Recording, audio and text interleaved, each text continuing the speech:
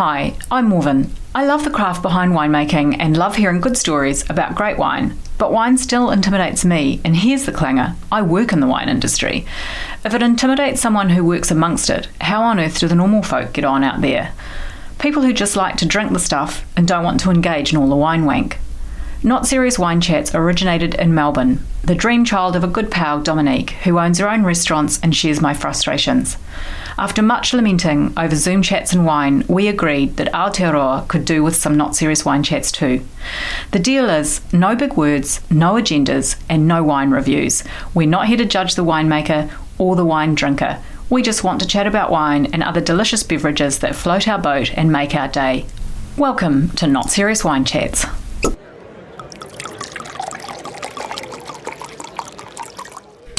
Hi, I'm Morven, and today Pete, John and I spent a very pleasant hour chatting away to winemaker Ben Leen. Ben is the winemaker at Amersfield Winery in Central Otago, but it's his side project, Alpine Wine Co, that we really wanted to talk about. It's fair to say that if wine had its own cupid, that little archer has hit a bullseye when it comes to our Ben. He's fallen head over heels for the romantic vision of a life spent making and enjoying wine. Those simple ideas of slowing life right down, working with the land and living a life of purpose fueled by great cheese and delicious wine. What we love about Ben's side project is it combines all that old world romance with a lot of new world curiosity. He's an enthusiastic, driven guy ready to share the love of it all with us. Heck, he's even called one of his wines head over heels. He's that besotted. And quite rightly, it appears he's living the dream, and if I'm honest, it was hard not to fall a little more in love with this whole wine malarkey just chatting to him. So pour yourself a dreamy drop of something fitting for a first date and lie back on the chaise lounge. This is the Not Serious Ben Leen chat. So in the studio with us today is Mr. Ben Leen, who has made the mighty trip from Central Otago up to Tamaki Makaurau. But what we're really here to talk about is Alpine Wine Co, which is at this stage a side project. Passion project, side hustle, side project, hustle. Yeah, We've all those things. We like a side hustle. Alpine Wine Co, which has been a fascinating follow for the last 2 years. And obviously joining me is Pete and John from By the Bottle as per. Welcome. Thank you. Great to be here. Great to be in Auckland. Yeah. It's been a while. It's been a couple of years since I've been to the Big Smoke, so it's good to be in town and good to see you guys, and great to be talking about Alpine wine and all things winey. Nice. I guess we met a few years ago, didn't we? Probably would have been 2019 or something like that? I reckon 2019, yeah. Something like that. Yeah. We started in 18. Our first vintage was 18. Right. And that was very, very much a passion project in that it was just from one ton of Pinot from Amazing. Gibson. And we built on that in 19. The first vintage we kind of just sort of family and friends, and we made our first iteration of Head in the Clouds, which we'll try the current version this morning. And then we just built on that in year 2, and that's when I started trying to meet with people and it suddenly dawned on me this, we need to sell some stuff. Sell it. That old part of the equation. Yeah. Always the last thing to think about in beverage production. Totally. How we're gonna move it. Yeah, and that's when we met in it must have been 19 in that shared working space you were in. Yeah, that's right. The good old days. Where are you actually from originally? Where? So I grew up in Wellington, best city in the world. And shout out to Wellington. And married a Central Otago girl, Lucy, my wife, and we travelled. We lived in France for a year. This is sort of into wine, and we sort of found ourselves in Beaujolais picking grapes. Nice. My premier vendage, and it just fell so hard for the romance. It's pretty cliche, but I fell really hard. Lucy was like, "This is just back-breaking work." This is the worst. But I was just the camaraderie, the celebration, like, and that's we might talk about that a bit later on because I've just come back from Burgundy, and that celebratory, like, that vibe is for me. I just felt, especially that vintage vibe. It is really like it's like it's family and it's friends and it's mates and it's friends that you see one that have come across the country for this 10-12 day period of picking. And then it's just sharing, great wines and great food amongst, like, sort of this back-breaking work. So that rewarding sort of. It's got a real energy, doesn't it? It does, yeah. So that's sort of how I got into wine, really. And that experience, I was like, okay, I need to act on that, like, because for me that was pretty special. We continued our travel through Europe and mostly in France, and ended up back in Wellington, and we were kind of like at a bit of a loss for sort of where next. So what kind of work were you guys doing at that point? So I was working for what was then called MAF, the Ministry of Agriculture and Fisheries. Right. Oh wow.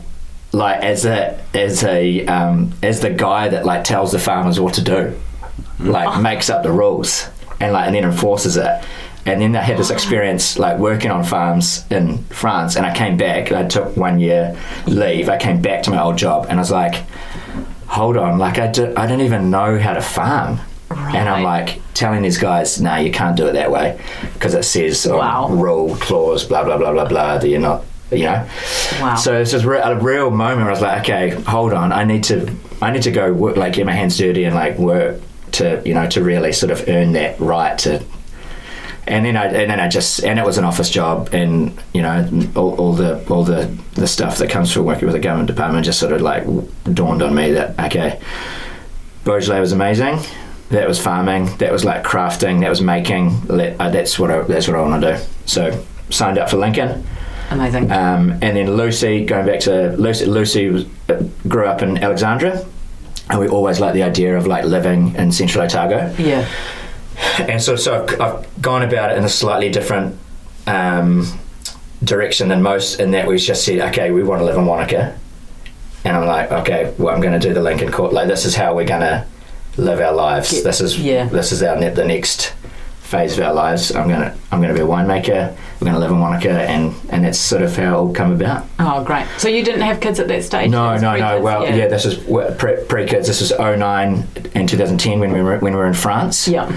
And then came back. It took me a little while to, like, come to the realization that I wanted to be a winemaker or a vigneron or a viticulturalist. Yeah. And then I went down to Central and met with Rudy Bauer of Quartz Reef. Yeah. I spoke with Shannon, the viticulturalist at Ripon. Yeah. Nick Paulin, who's now Pyramid Valley, like the estate manager of all the Pyramid Valley sites.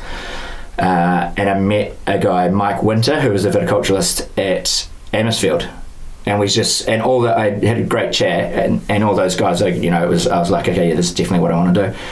And they all said, go get the degree, like, get the qualification, get that under your belt, and then that'll just be a little leg up. And were you drinking wine? Like, were you and Lucy drinking wine?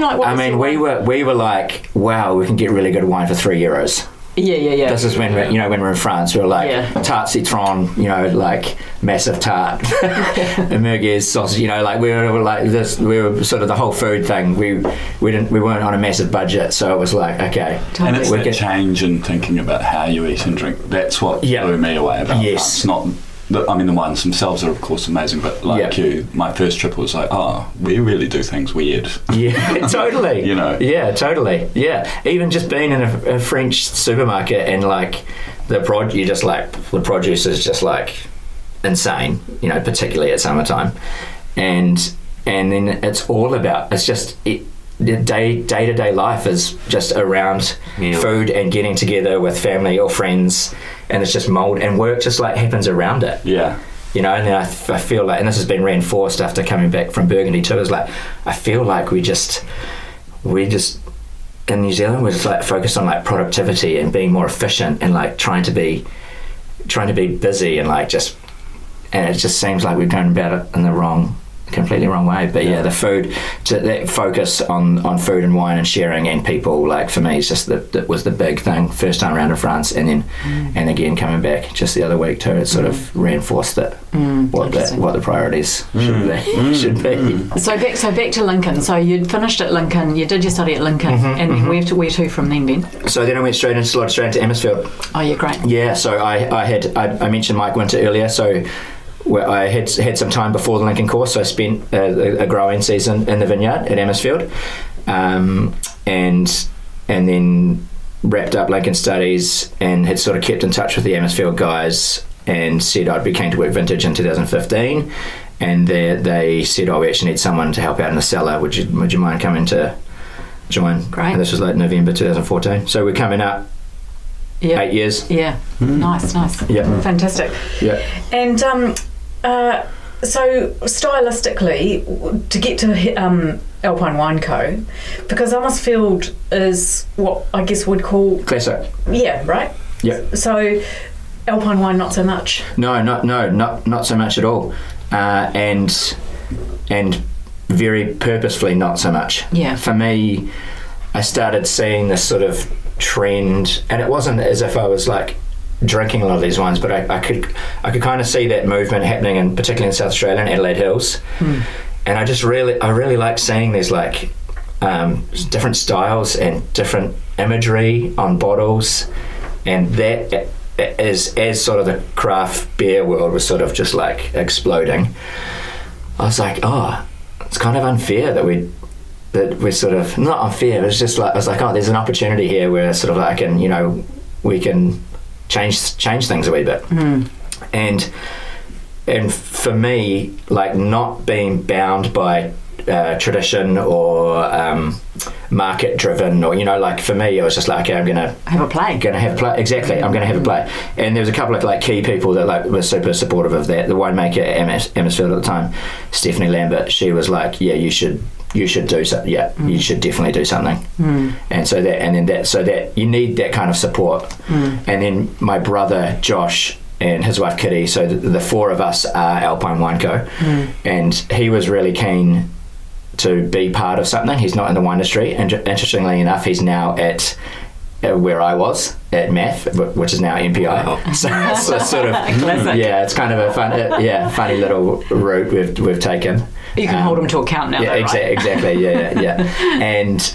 Yeah, so it's the four of us, and we wanted to just create our own thing and forge our own path. And that craft beer thing's quite interesting, isn't it? I remember talking to Michael Glover about that, and I remember his line on that was he stood in the supermarket aisle and he said, face the beer aisle, and I was like, wow, it's just colourful and bright, and there's so much stuff to look at, and then do a 180 and look at the wine aisle, and it's like, ugh. It's beige. Beige.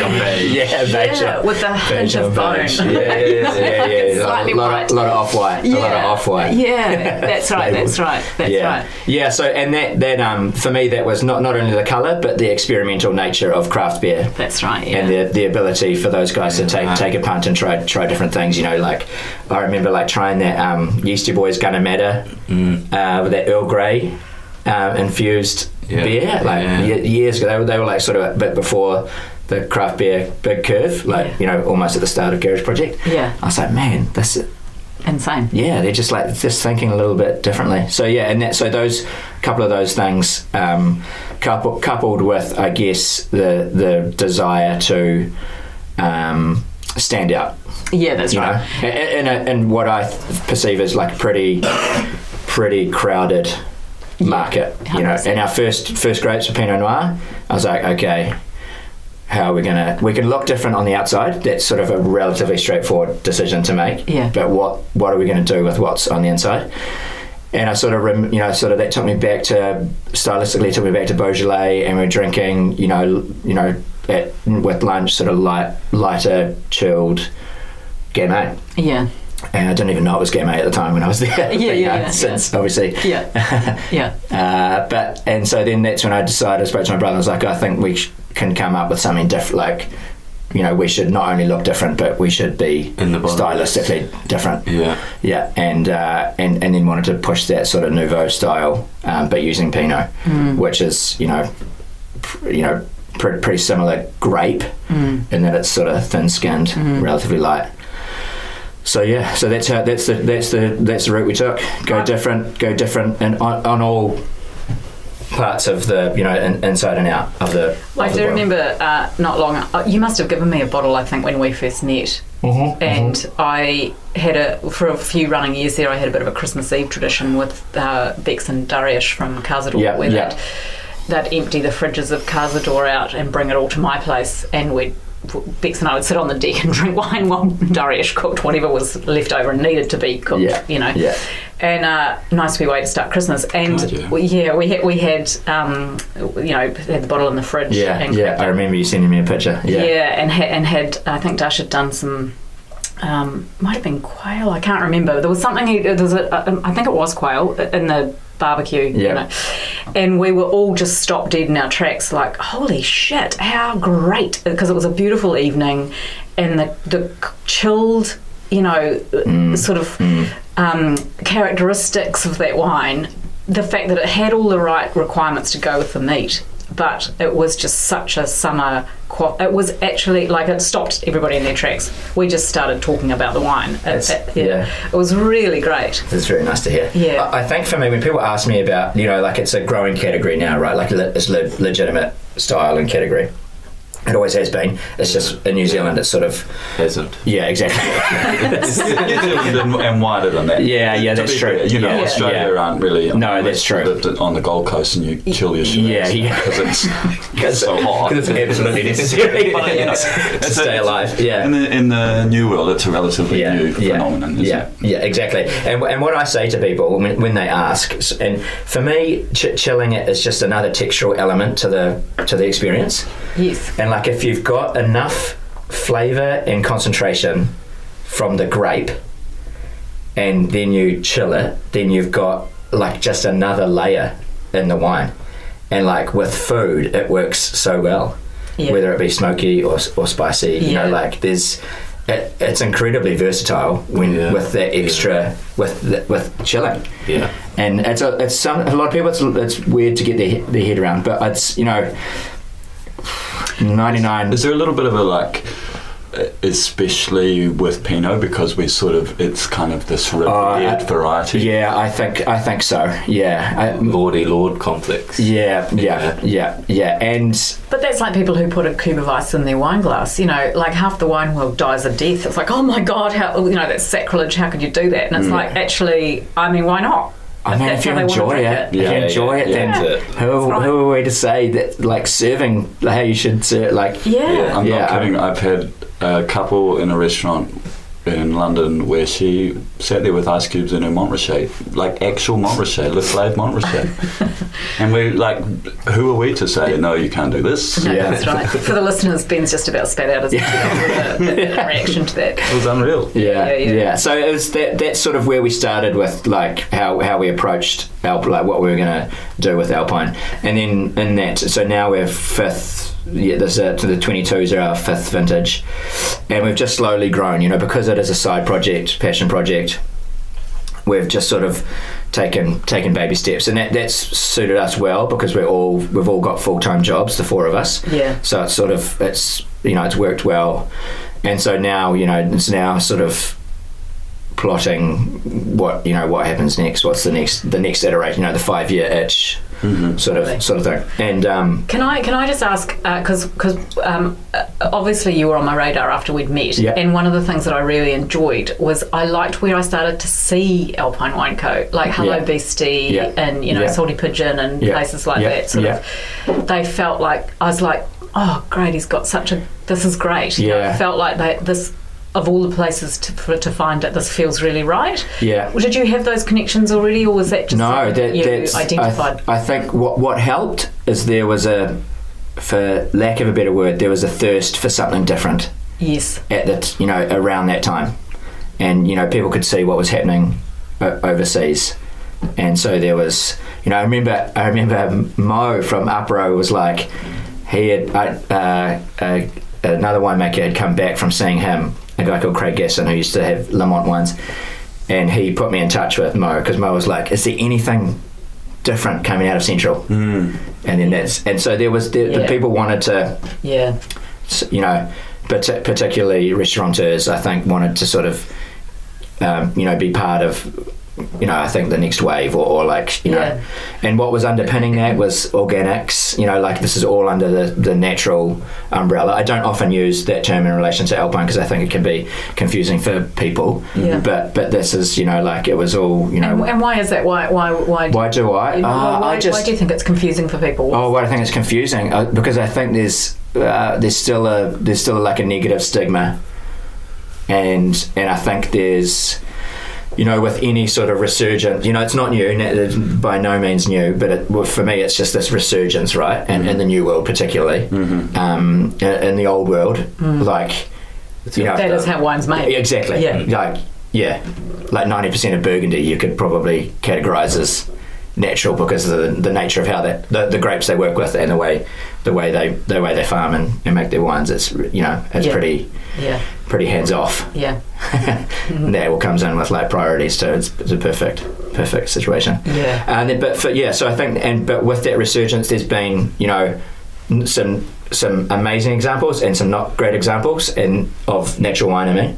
and so that with that, it's like the resurgence I think is now sort of balancing itself out, where everything is pretty good now. Like I think everything is pretty well made. I think there was this experimental period for a while where people thought it was just easy to make. It was easy to do, and then there was obviously bite back from the, you know, conservative side of the market too. You know, some of that would have come from just purely out of jealousy, and fear, right? But from the consumer end, I think, I think now it's probably a bit more easier to get. I think, well, like, you know, with the likes of By the Bottle and like all the, you know, there's more info out there now. Like people can read about it, people understand, and there's more examples. So there's better reference, or you know, there's a sort of a benchmark. We've gone through, like, I guess, a bit of a benchmarking phase. And my wines have got better. You know, like I've learned. You know, like year one. You know, I've still got some of the 18 in the clouds. You know, and like hand on heart, I'm scared to open it up and see how it's looked, see how it looks. You know, I'd rather reach for the 22. No, but I've developed. I'm refining my technique. You know, because you learn it. Sort of like looking in the mirror as a teenager, right? So Looking old photos. So many pimples. No facial hair. But also, too, the reality of that is you could talk to, you know, I mean, Michael Glover would be a great example of someone who'd be like, oh my God, I do not want to taste the wines I made when I was first kicking off. I mean, that's the evolution. That's right. The beauty of the craft, isn't it? You're always learning, learning. And evolving. It's the same, and you know, that's part of it. It's the nature of, definitely the nature of sort of the seasonality of wine and it's how a really cool part of it too. I think so. You're never done, really. Exactly. And you know, it's up for someone like Michael Glover. There's always something else. So like, you know, it's a bit of an onion in that respect. You know, you're just kind of continually peeling layers off and sort of finding out a wee bit more, and particularly, you know, from, you know, what climate adds to the whole equation, but then also sort of, you know, slightly different things you've done, and each year we're just like slightly doing things slightly differently, but what underpins them all is, you know, organic farming. And like, let's go. Start with this one. Great idea. So that's, you know, that is the beauty of it. Is like it's always changing, and for me, I'm continually learning, and I think for our wines, we're always just trying to just encapsulate this sort of super vibrant energy, and then just do things a wee bit differently. So the Morve's just pulled the rosé, which is our head over heels 22, just recently bottled, and so this is my sort of off-piste take on rosé. You know, rosé is just pink for French. There's not a lot of rules around what rosé has to be, and so I decided to use Pinot Blanc and Pinot Noir to create rosé. Mm-hmm. So it's 90% Pinot Blanc from Carrick, and then 10% Pinot Noir from Dicey's Inlet Vineyard, and they were cold soaked together, picked pretty much, it was like the day after each other I think, but cold soaked together for skin contact for 7 days. Again, another element, winemaking technique for to add texture, and but what just trying to create something that's vibrant and a fun take on rosé. Yeah, that's delish. My palate, I've just had a black coffee, but I'm just wondering, is there a salininess in there? Yeah. Have I just got that? Yeah. I think it finishes with a little salty edge. That's a skin contact vibe. But it's a fun way to there's a lot of Pinot Noir rosé on the market, and it's all like strawberries and watermelon and a little bit creamy. Yeah. So I'm going okay, what can Pinot Blanc add? Like what else can I create in it from a fruit profile? And I think it goes a bit more exotic.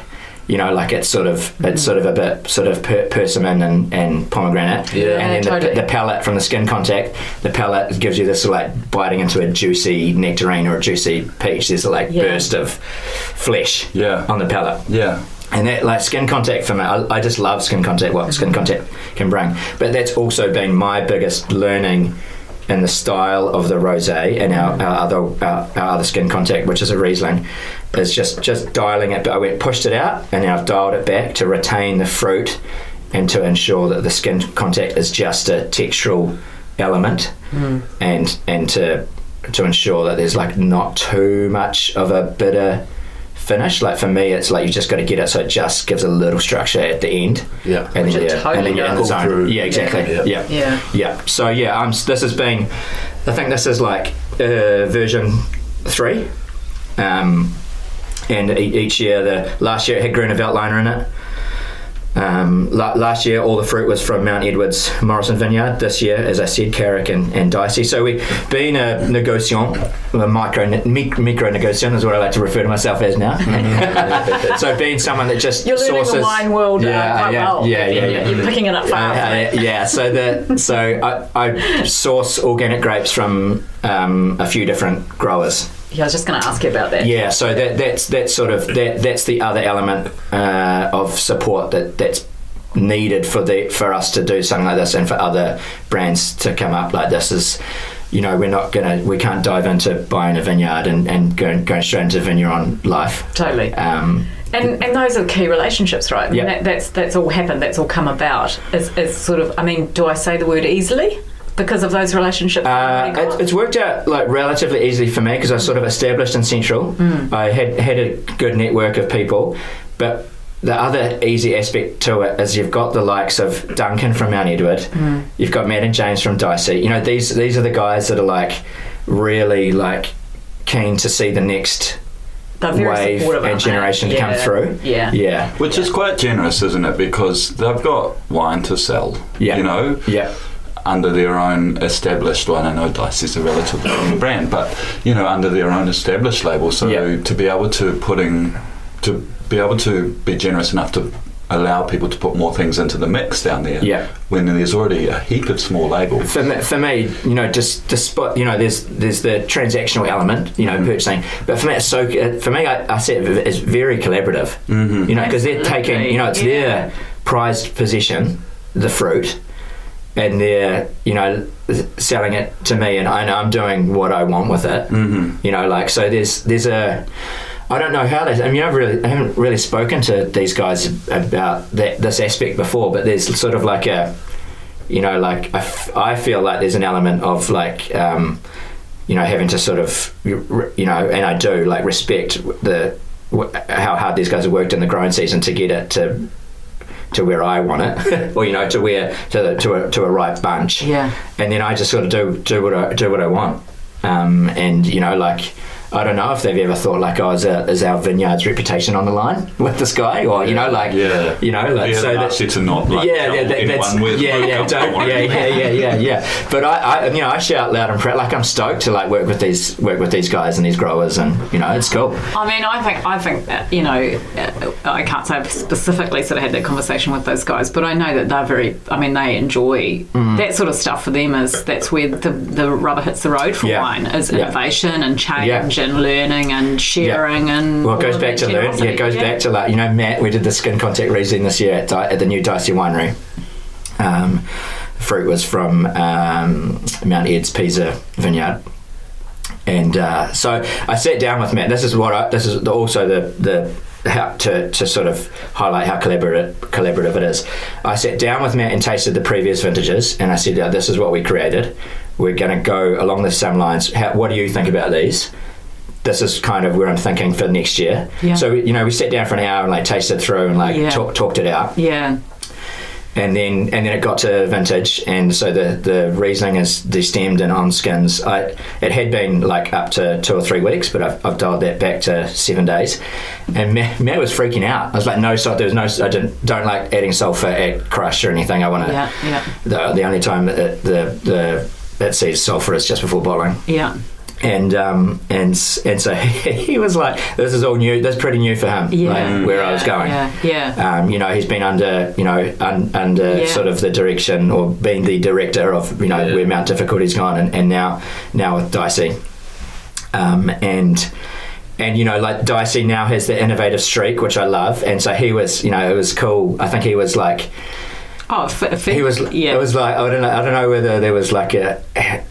There was like maybe questionable trust. He was like maybe like he's like, are you sure you want to make it this way? Like, a little bit of sulfur or And he looked like because it doesn't look amazing on top when you don't add salt. Like the top will oxidize. Yeah. And the beautiful green Riesling berries go brown. Mm-hmm. Yeah. It doesn't look nice. Yeah. But the result, and I don't have any here to show today. And he's like tasting with him further down the track. The last time I tasted with him last week, I had my brother there to taste as well, and Matt was like, Josh, to my brother, he was like, Josh, I couldn't, I could hardly go near, I could hardly look at it. I was like, I didn't know what Ben was wanting to do. Yeah, and he said, but it's turned out great. Yeah. So there's that knowledge swap, or that what a great exchange. Yeah, I don't feel as much weight with. I feel like I can take risks a bit more because I don't, because Alpine wine is not bound by any sort of conventional rules exactly. Yeah, so that and I think I'd like to think that the growers and the people that work, I'd like to think that that's what they like about it too. And then the Pinot. That's half of that is from Inlet Vineyard, Dicey's Inlet Vineyard, and half's from Mount Ed's Muirkirk. And Matt's loved to see that evolution of like how my winemaking on their grapes. So it's a cool collaborative learning exercise for winemaking. And Matt's been doing it for like so long.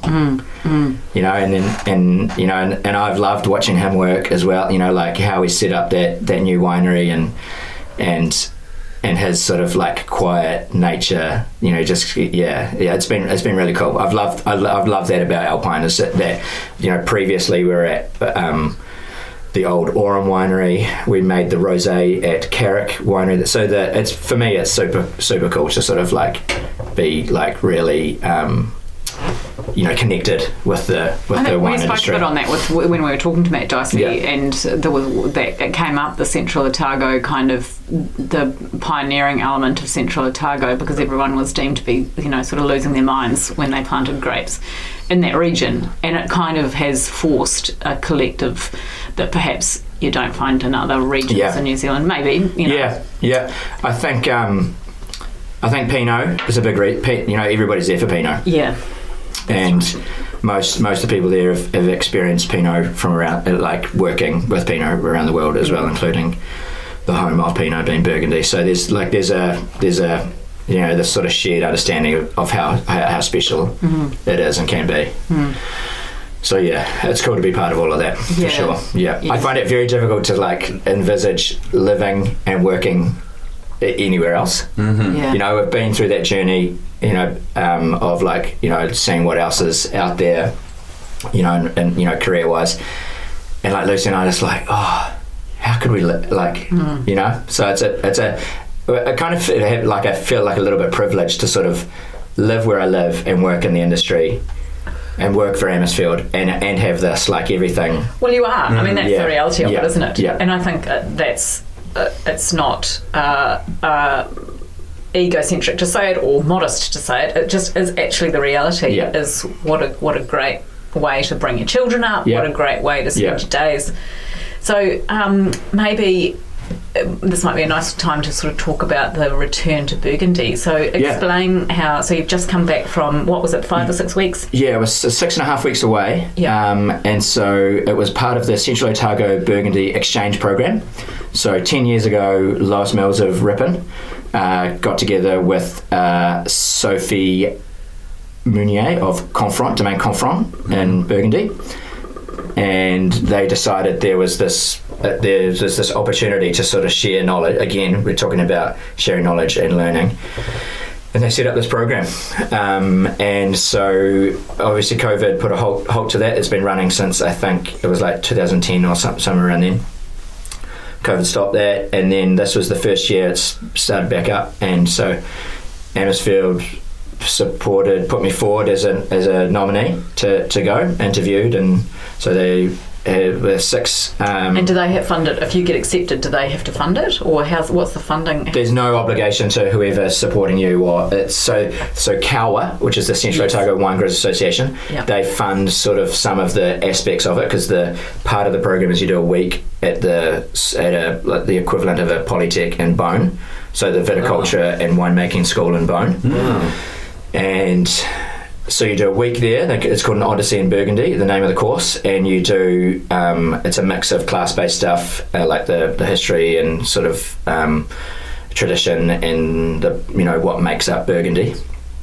And then you sort of spend the rest of the time just driving around, which I like. You're just walking in the vineyards, and like suddenly everything sort of becomes like, okay, wow, like this is where this is okay, this is how close everything is, or this is, there's a lot. I love that aspect of it, like physically being there, and sort of a lot of things started to make more sense.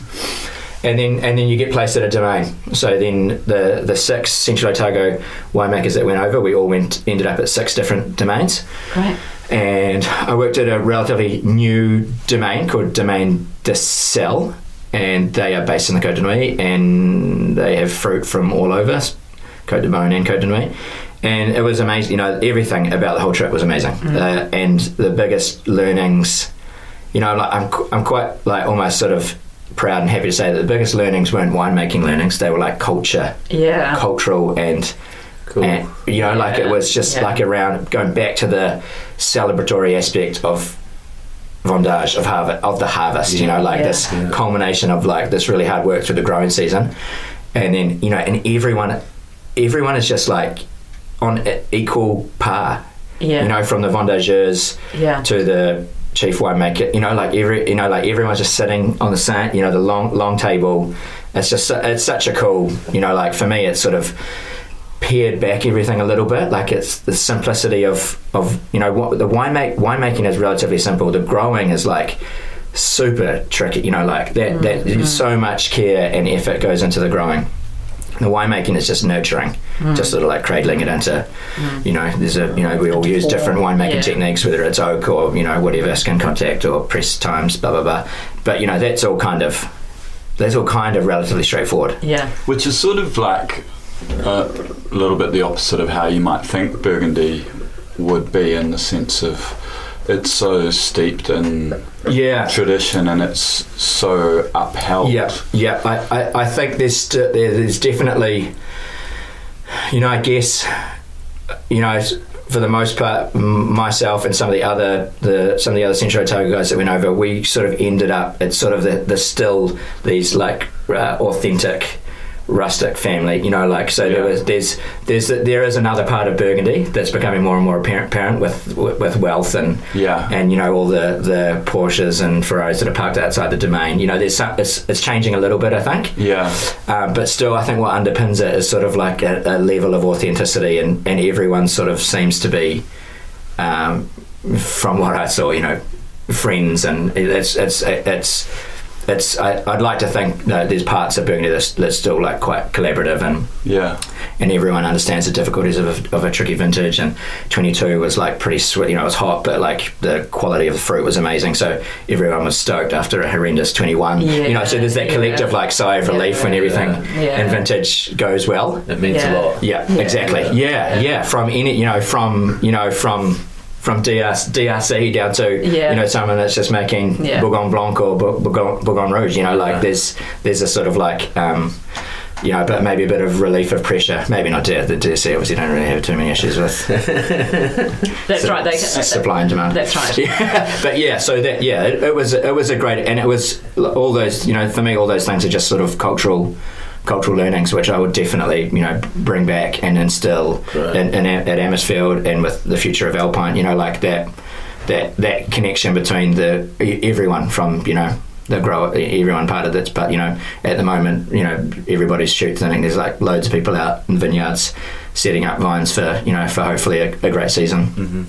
And it's all part of it. If we didn't shoot then we just get massive crops and no flavour. So there are all these like tasks that need to be done in the growing season, and everyone that helps out, every pair of hands that's on there is like just as essential as the winemaking hands that are getting it ready for bottle. It's a community too, isn't it? When you think about all of those people, knowing that that okay, great, the season's going to be that we're setting these vines up to have a good vintage, and that is that kind of the community's going to do well, because actually the community, and that's the thing I guess with Europe, so much of we've got a wee way to go with this. Maybe Central Otago and maybe Marlborough are quite connected in this way, and that the village, the central hub of the village is so reliant on the viticultural world around it that if the vignerons or the winemakers and the viticulturists do well, then everyone does well. Exactly. And that sort of collective sense of relief that Mother Nature hasn't shat on you and destroyed that crop. And also too that it's like, oh great, this is going to be good. We're going to get, people are going to enjoy this vintage. We're going to, everyone's going to get paid. There's actually the legitimate reality of that farming proposition. The economics of farming. Totally. So we've always kind of grown up in our young industry here with this kind of always looking to Europe, always looking to Burgundy for what to do with Pinot Noir, and it's the benchmark that we always compare everything to. What's your sense of that sort of feeling around what we're doing in New Zealand versus... I think what's happening now is we're becoming more comfortable with our own, like what Central Otago Pinot Noir, and like it won't ever be Burgundy, and it shouldn't be. It's there should always be looking around the world, including Burgundy and pockets of California and Oregon, and Australia. You should that's really important to see what the world is doing in terms of Pinot Noir. But there might have been maybe a sort of a identity crisis in that, like we were trying, Central Otago was like big and bold, and there was a lot of oak, but now we're sort of understanding what each sub-region brings to the table. Where you've got the mix of, like, say, Amersfield, which is single estate, so all peas are fruit. You've got someone like Varley that's doing like wines just about in every sub-region. So there's all that, we're just sort of, and that's what I had to remind myself coming back, is like, okay, France has time on this. They've got history on their side. And so these things take a lot of time to like find out who you are or your identity, or where you sit in the world. There's that great quote, isn't it? It takes 200 years to make a great bottle of wine. And it's like, I mean, that's kind of true. Actually, there's a lot of learning. Yeah, and we're at 30, right? Roughly. That's right. We're very, very young. But I think, I think what's really cool was that the expression of Pinot Noir is becoming more and closer and closer to the place it's from. And people, that's what people are, that's the goal now. I mean, I might be speaking out of turn because I've only been in Central for 7 or 8 years. But, before that, my interpretation was that, these were like, we were just going like big on flat, it was big. Like, here we are, Central Otago. But I think now it's sort of like pared back. It's like, okay, this is the, like Central's got the highest proportion of organic vineyards. Like, that's the best start for like integrity of wine, right? You're farming as well as you can for the longevity of the land. And so by virtue of that, then you've already got something that's more reflective of the land in its own bottle. Exactly. I mean, you're telling the story of what the land is without any synthetic chemicals in it or on it. Yeah, so that, like there's all these things that I think that have happened in probably the last five years, and that are sort of really helping to, I think, solidify or give confidence to everyone that is this is what we produce from our land. Yeah. There it is. Yeah. Also, we're not trying to recreate something else. That's it. Yeah. You like Burgundy? You'll love this. Yeah. It's more like, like this is Central Otago. And there's for me, there's like Alpine is like, touched on like why I sort of steer away from natural wine. I'm like, no, it's just Alpine wine. Like this is just how we make our wines, and these are these are the vineyards, these are the growers that we work with, and sort of this is how I see, this is our expression of what Alpine Wine Co is. Yeah, that's our So that's sort of, and I think that's we I'd like to think we do the vineyards justice in what we make, and like coming back from Burgundy. And I knew this before I went. I'm now thinking of like the next iteration of Alpine. Like we've got this sort of series or range of like fun-looking, stylistically fun and vibrant wines. So like for me now, it's like that next journey as a winemaker. Okay, what's next for Alpine? And so now sort of thinking of that next iteration being sort of a deeper dive into the site and into Pinot Noir. And Chardonnay if we can get any. But with and that's just all, again, that's like learning and evolution, and I love what we've created with these, and like I love I love going and like showing the wines, because it's it's that little sort of pat on the back, that little bit of validation, like, okay, this is there's a people want this. This like fits in really well with like where restaurants are going, and and people wanting diverse offerings, and and consumers wanting to try different things, with that, and supporting local and organic, all those things of sort of working into our favour, and but we can't stop.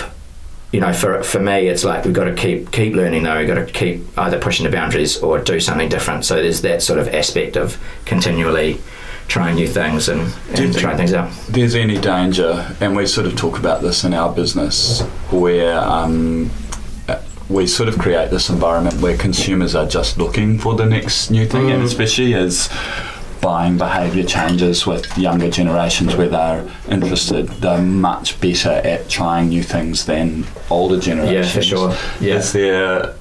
How do you sort of establish yourself and maintain? Yeah. Well, I have that fear too. Yeah. I see that every year there's new brands. Yeah. New, startups, wine startups for lack of a better term. And I'm like equal parts. This is cool. Like this is great. And I'm like, were we just riding this wave of like people wanting a new thing, and now there's a newer thing? And I'm like, and then I say to us, no, just stick to like we're unique. Like no one else works with the same growers. Like we've got our, this is our thing. Just stick to that. And so I think what I'd like to think is that if we just keep making like delicious, vibrant electric wines, I think more. What I hope is that just more and more people will get adventurous, and I think that'll come eventually. It's slow. It's a slow burn, particularly with organics, but I think it'll happen. But there's always going to be that side of the market that's like, okay, that's that's old. That's what else? You got something? You got something new. I think one of the biggest problems. I reckon one of the biggest problems a little bit is actually maybe not so much the other wine brands, but actually the other categories, beverage categories, because it's a little bit like as Pete said, the customer out there is pretty keen to try it. Our biggest group of buying public right now is a young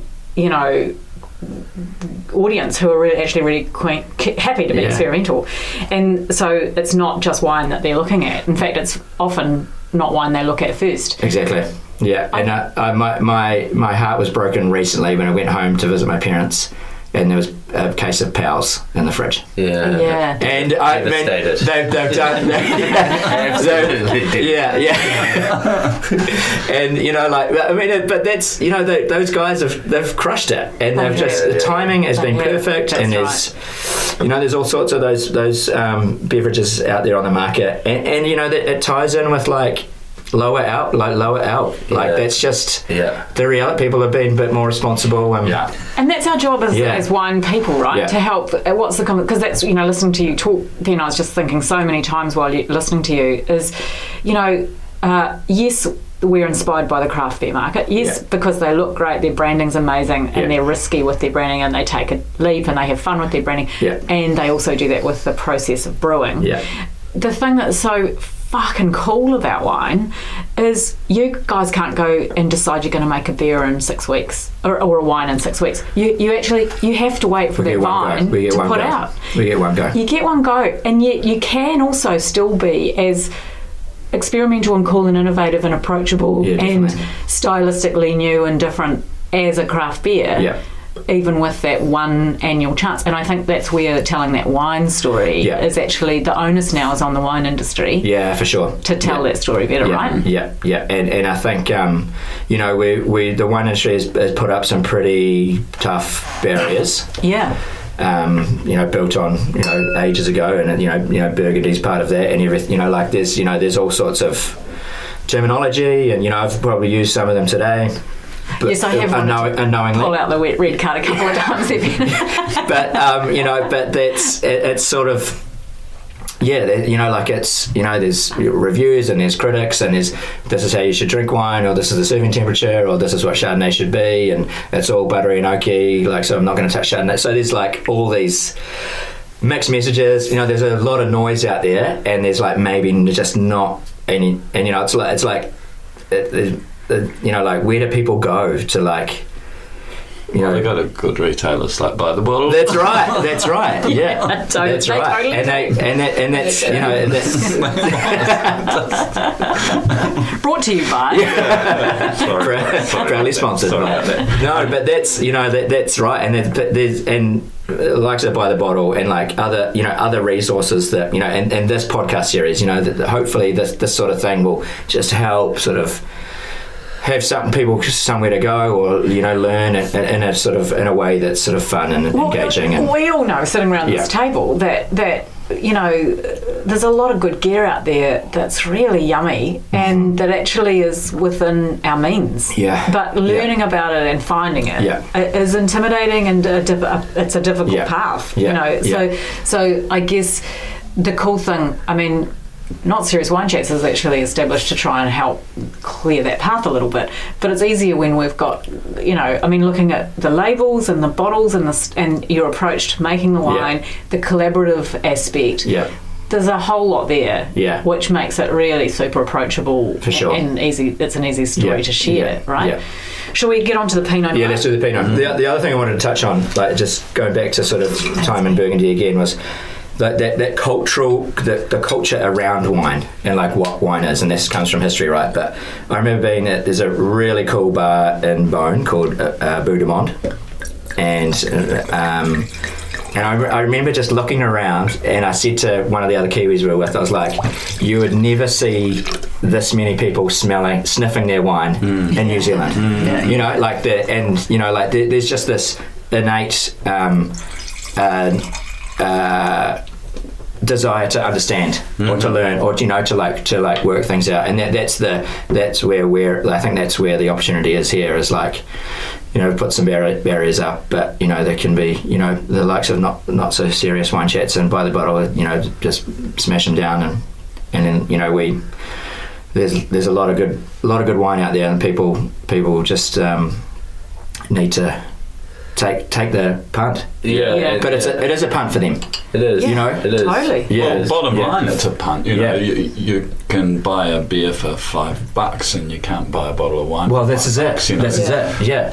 And then the nature of talking about, you just get one go every year. The nature of how what goes into, and it's that maybe that's the opportunity, like that is sort of like, the understanding of what goes into to making it. And I think that culture thing is really interesting because, like, when I came back to New Zealand, I got struck.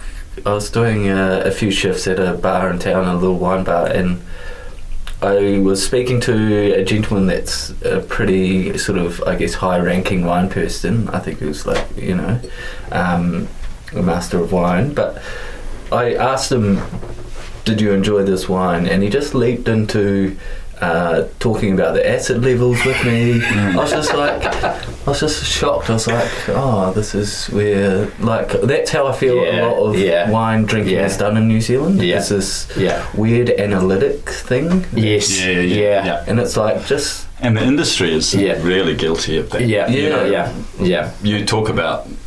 People will jump to looking for the faults in a wine before they'll talk about what they like about it. That's it. Also, too, within the industry itself, like when I've watched a lot of sort of wine tastings with the trade, so with hospitality, who are the gatekeepers of the wine industry for most of the consumers' experience. And they'll do something where you sit down at a table and you've got a piece of paper in front of you with 6 circles on it where you're going to put your glasses to taste 6 wines. And as everybody starts to taste the wines, the silence that descends on the room is crushing. Yeah. And if you're someone who's learning, or if you're someone who just likes yummy wine and you kind of know what you like and you're trying to learn about it, I cannot think of a more fucked environment to make something that's as approachable as wine is unapproachable. Like, it's like, man, that's so backwards. And I get it. It's I mean, I have 100% admiration for people who want to deep dive and get geeky and get their absolute, like, academic hat on and go deep with their wines.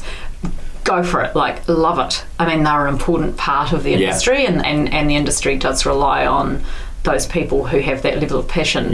But the majority of us will never get to that level, nor have the desire to get to that level, So it's kind of like, at what point do we stop and actually talk to them properly? And bring them in to enjoy the wine? But I remember you guys started doing a series of events with producers. And like that, I reckon that is, it's intimate, it's small. It's like, you got the winemaker or the viticulturist or the vineyard on there, and like that is how it should be. That is how it should be done. And especially because a lot of the time that stuff is not coming from the vineyards or the winemakers. No. It's the people in between, the sommeliers. Justifying their existence. Spend their life analysing. Or spend their career analysing. There's a lot of armchair winemaking that goes on in the dining room. I like that. Oh, they should have picked a bit earlier. So like, what? That's right. That's right. Tell us about the wine. So this is a barrel sample. So this is still in barrel. And the wine labels. The wine labels. So first of all, I like the idea of giving the wine an identity. And so we come up with an expression, and all the expressions have sort of this positive slant, right? So Here in the Clouds was the first one we made, and is about me being a dreamer, dreaming enough to create my own wine label with my brother and wife and sister-in-law. Head Over Heels is sort of a reference to like falling in love, and like rosé being sort of the lover's drink and the drink of summer. Our Riesling is called Future Looks Bright, which is a bit of a play on the the profile of Riesling can be what we use bright as a reference to acidity, but also just like this massive affirmation that everything's going to be okay. And we released that, and our first release of that was sort of COVID time, so it's sort of like, am I like pushing this too far? Is the future that bright? So that, and then we work with Kumi, our graphic designer. She's Japanese. She used to be based in Wellington. She did some work with Garage Project and a few other beverage producers, and she just like nails, like we literally just give her a colour palette and the name, the expression, then she just like crushes it every time. From there, Yeah, so it's difficult not to just keep coming up with new labels. Yeah. Just I love that process. Yeah. And I love seeing It's that good like fun, isn't that. it? Yeah, and it's another cool element to creating wine is that it has to be packaged in something, and that's been sort of a bit of a call sign for us, is sort of the not only the vibrant style but also the vibrancy in the branding. And no back labels and no just one label, and then just the compliance stuff on the side and a small little logo. Yeah. And that's for me, that's just like a little bit of piece of art, and that's how it should look on the it's art inside, and then on the outside it's just someone else's interpretation of the art of what that wine is. So yeah, that's sort of, and that we actually started off with the back label, and I wrote this like stupid flower, like this spiel on the back, and I was like, hold on, I don't like any of that about wine. Like, what have I just done? I've fallen into the trap. What the sort of the supermarket label? It was funny. It was like it was edgy. It was different. Right. But then I was just like, no, hold on. On the back, I'm telling people what they should taste. I'm still saying what it tastes like, and the situation to drink. I think I said, best served chilled under the evening sun. I'm like, hold on. People should be drinking this whenever they want. Drink it on your drive home. Yeah, that's it. Yeah, pop, in the passenger seat. Pop it in your Camelback and go for a jog. So that's the story behind the labels, and it's been super fun doing that part because I think there's opportunity to be different on the outside as well as the in, and actually that leads in well if we do have time to move to we've also we've dabbled in alternative packaging, like the Dicey Boys and the bag and box. We've gone into cans for the rosé, and for me it's just another way to sort of have your wine packaged in something different. Cans are portable, far more recyclable.